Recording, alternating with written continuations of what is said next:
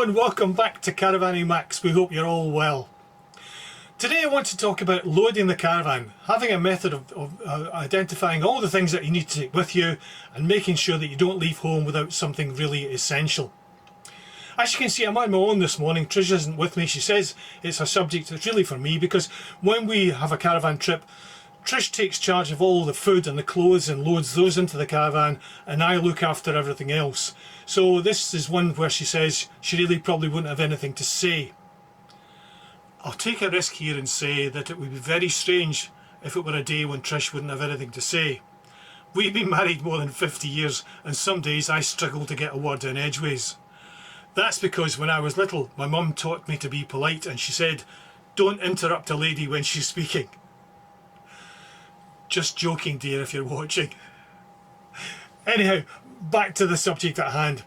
If you're like us, you'll enjoy those caravan sites where you get to meet the caravanners and motorhomers next to you, or opposite, and you get chatting and find out where each other is from, and chat about places you've been, exchange information and hints about places to visit and equipment. We love all of that. And on our anniversary tour last summer, we met lots of folks and chatted in that way, including one particular couple who'd left home without something really important, and we were able to help. We were in Yorkshire on the York Beechwood Grange caravan site, and next to us was a lovely couple who were on their first caravanning trip with a brand new caravan. They were tremendously well organised, everything was fine, they had even solved a problem with their mover all by themselves, and they got themselves pitched up very smoothly. Everything seemed absolutely fine until they sat down to have their evening meal and discovered they had left home without their box of cutlery. So they mentioned it to us and asked where the nearest shop was, and we said, look, don't worry about it. We quite often caravan with our two grandsons, and as such we've got cutlery for at least 4 people. So we were able to lend them our spare cutlery until the shop opened, and it meant that they wouldn't have to eat their dinner and their breakfast with just their fingers. So they commented on our kit and asked how we remember everything to take with us. And I said, well look, I'm no magic memory man, there's nothing magic about that. We have a checklist that we've devised where everything is listed, and if it's in the caravan it can be ticked off, and if it needs to be loaded into the car of the caravan it also can be ticked off, and that way we can ensure that the chances are we won't leave home without something really important. So they asked how we went about getting to that stage of having that checklist, and I explained that it needed a couple of attempts. The first attempt wasn't very successful at all. I sat down with a pen and a big pad and I began jotting down random things to do with caravanning, unconnected things, and the longer the list got, the more certain I became that I was certainly going to be missing something really important.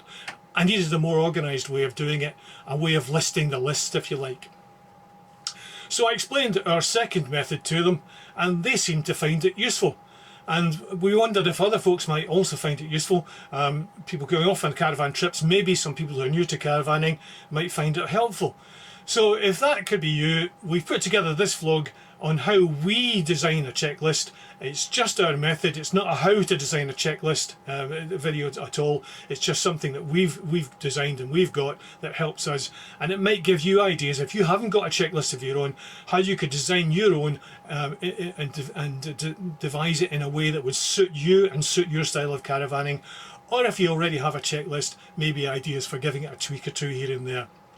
So abandoning that random attempt, we then looked at the second attempt, which was to take a caravan trip and break it down into all the activities or tasks needed right from before we hitch up and depart from home to the point we're on the caravan site, all pitched up, sitting back comfortably with a cup of tea and enjoying the view. And taking those tasks, we were able to group them into 6 categories of activity and list all the things that were needed for each of those tasks. So here's a brief look at those 6 categories and the tasks and the equipment that are needed in each of them. The first category deals with equipment we need for our departure, like spare keys and so on, insurance and breakdown documentation, directions, and also towing and safety items such as mirrors. The next category includes equipment needed for pitching and setting up electrical supply, water, gas and the toilet, as well as security for the caravan on site. Next is the category for all our kitchen equipment and what we need for cooking and eating. This category is for washing and showering kit and also everything we need for bedding and sleeping. Then we've got a category for washing up and cleaning equipment and also leisure items such as the TV or books. Finally, it's the awning and related equipment and miscellaneous for those things that don't fit elsewhere. So, having decided on the 6 categories of task or activity for each trip, we sat down and went through each of the categories several times over and tried to list all the essential items, the things that were going to be needed for those activities or those tasks on the trip. And it seems to have worked well. Other than a change of awning and adding the odd new item, we've only had to add a couple of things that we'd forgotten in the 3 years since we started with the checklist. You'll know pretty much all the items likely to be in each category. I won't detail those, they're going to be obvious to you. But we all caravan a little bit differently, so if you have a checklist or you decide to make one, yours is going to be a little bit different from ours in some ways, but we still think the basic idea would work for most people. The other thing to add is that many items on your checklist might stay in your caravan all year round, and that makes the checking of those much easier. But sometimes things might change. For example, if you're on a service pitch or not, whether you're taking a sun canopy with you or an awning, or you might empty your caravan for the winter or for its annual service, and that's when a complete checklist would really be useful when it comes to putting things back into the caravan. So, having got all the essential items noted down, we then started to look at how to set up our checklist to make sure that it was not only easy to use, but it would also work for repeated trips during a year. So here's a quick look at how we did that with each of the categories and some sample items in each of them listed for you to have a look at. As you can see, the checklist has been set up to list the relevant items in each category on the left, and we're showing just a small example for each page. Each item has a space opposite so that it can be ticked off for up to 12 separate trips, with the dates listed at the top. So this set of sheets could last quite a while. In this category we're listing obvious items such as mirrors, but also those things that can get forgotten such as spare keys or glasses. Again, the relevant items are listed on the left with spaces for it to be ticked off for each trip. In this section, to do with pitching, don't forget the handle for the aqua roll and the gas bottle spanner. You might need it. In this category for cooking, eating and the kitchen, the checklist setup is just the same. We couldn't do without a ridge monkey, and don't go anywhere without your corkscrew. We continue in this category with the same setup for showering and sleeping. You'll see we've got microfiber towels on this list. They're great, and we'll be featuring them in a future vlog. Same layout for this category. The collapsible bowl is a really useful bit of kit, and I have to have my books because I think caravanning is a great chance to catch up in my reading. Finally, it's the awning and miscellaneous section. Rock pegs are a must on our list, even though I absolutely hate pegging the awning. So you've seen those examples and sample pages from the checklist, and this is our caravan loading checklist itself. All ready for this season. You can see we've got it set up on the computer, and each page will cover up to 12 trips before we need to print a fresh set, and because it's on the computer we can change things or add things as necessary. You'll have seen that the categories really speak for themselves, so you'll probably find listing the items that you need for each category quite easy. But there's always that possibility of something small but vital being forgotten. So for example, as we included in the first category, departing and documents and so on, your spare car and caravan keys, spare glasses if you wear them, your car and caravan insurance details and breakdown information, heaven forbid that you should need it.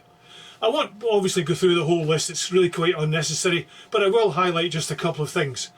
Please don't forget to have some kind of kettle on your list so that when you're all pitched up and looking to relax, you've got the kettle on, you can have yourself a refreshing cup of coffee, a refreshing cup of tea, and have a rest and enjoy the rest of your break. And also that combined a corkscrew and bottle opener, no caravan trip should ever be made without one of those. So those are the main points about our checklist. If you don't have a list, but you're thinking of designing or devising your own, then maybe this will help. And if you do have a list and you want to tweak it in some way, maybe this might support and give you some fresh ideas. If you have any question about what you've seen, or you would like any help, do please contact us on YouTube and Facebook, Twitter or email. Details of all of those are at the end of the vlog.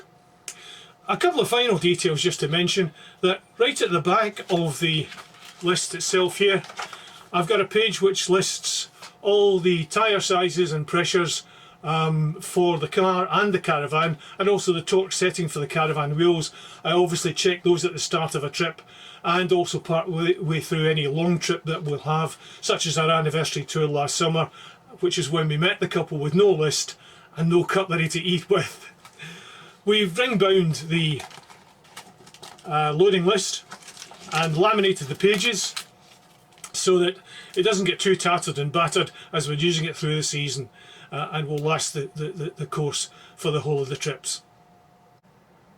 So by now you've maybe had enough of me whittering on about the caravan loading checklist, but the first time you arrive on site without something vital, maybe you wish you'd had a list.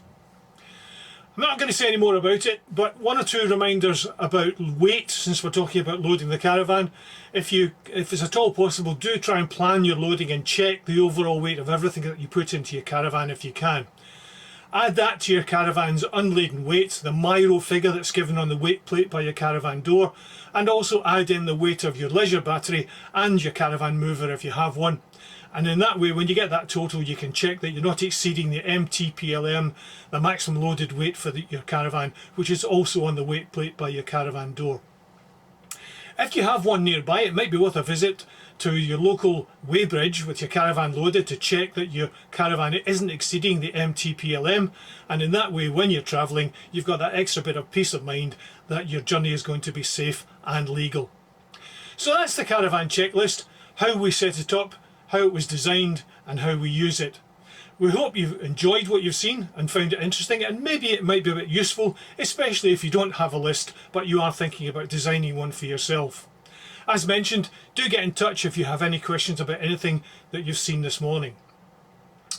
Thanks again for watching the vlog. If you've enjoyed what you've seen this morning, please do consider giving us a thumbs up and a like and share. If you haven't already done so, please do consider subscribing to the channel. It's free and it certainly helps us and encourages us along. And if you are subscribed to the channel and you'd like to know when the next Caravanning Max vlog is going to appear, just ding on that notifications bell icon and YouTube should let you know when that's going to happen. If you have any questions or comments on anything you've seen, do contact us on YouTube or on our Facebook, Twitter or email pages. Details of all of those are at the end of the vlog. So that's it for the moment. So until next time, as we always say, stay healthy. If you're travelling, do have a safe journey, and above all, keep calm and caravan on. It's cheerio from the Max. Bye.